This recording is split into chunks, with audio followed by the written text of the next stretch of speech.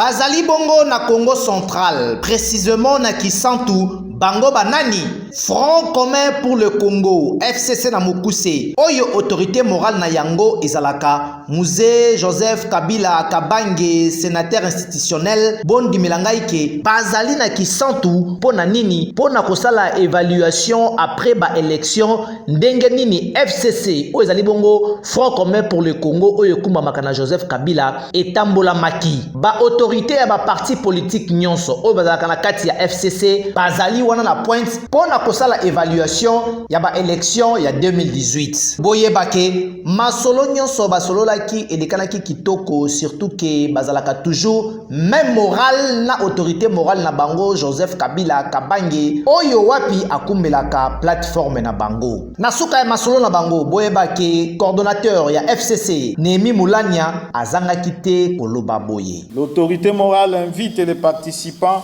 à réfléchir sur la consolidation de la stratégie de proximité, jugée plutôt faible lors de la dernière élection présidentielle. Il nous faudra bien évidemment mettre en relief nos faiblesses et nos atouts observés tout au long du processus électoral avec pour souci une meilleure articulation de notre stratégie électorale. Secrétaire permanent ya PPRD, Emmanuel Ramazani Shadari, Obazobenga Mikolo Oyo, l'homme yaba hyperkit politique, Yepe Alobaki Boye.